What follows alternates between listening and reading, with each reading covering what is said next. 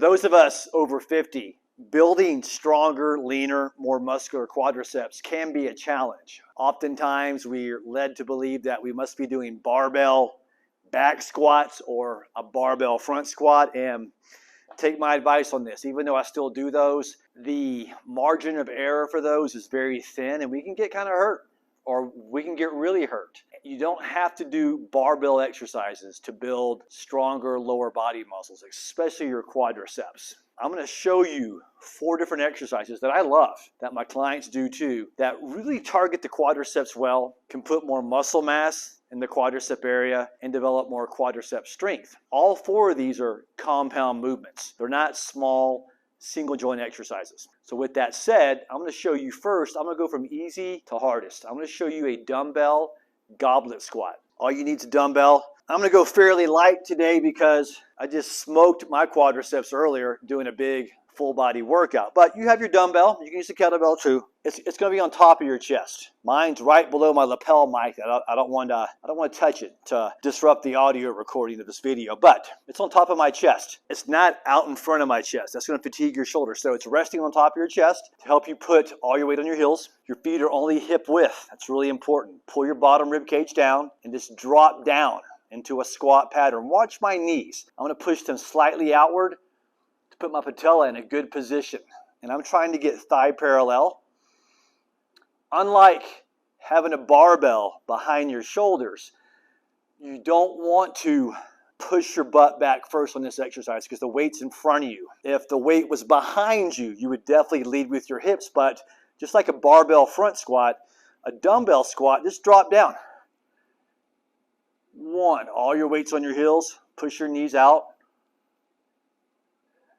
2, that's a dumbbell goblet squat. You can use a kettlebell too. It mimics a barbell front squat, great exercise, and definitely recruits a lot of quadricep muscle. Another big favorite of mine, my clients love this one. It's called the front step. Have a step platform out. It is about 16 inches high, so it's about as high as a bench. So I'm probably between 16 and 18 inches here. Have my right foot on the platform. I'm going to drive through my right heel. Stand up tall on one leg and pause. 1. Coming back down, driving through my right heel again. 2. Pause. Definitely right now feeling a lot of quadricep muscle. The benefit here is it's a single joint, it's a big compound movement, but it's a single leg exercise. As we get older, we want to emphasize more single leg movements to prevent any kind of asymmetrical muscle imbalances.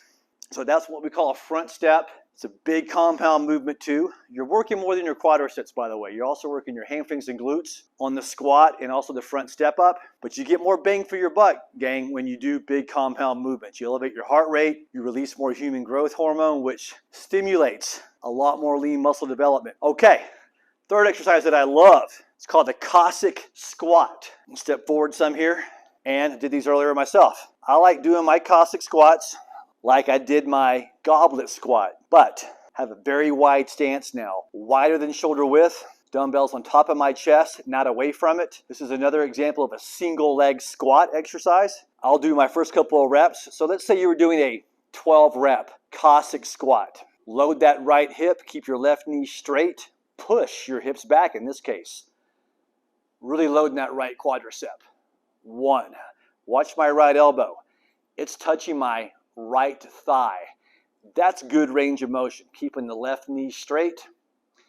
And you would do 12 reps to the right and 12 reps to the left. Doesn't have to be 12 reps. If some of you are lifting heavier weight, it could be 6 to 8 reps, 4 sets, or higher reps. Do 3 sets of 12 to 15 reps. Okay, the next exercise we're going to do, which is definitely the hardest, is a personal favorite of mine. It's called a Bulgarian split stance squat.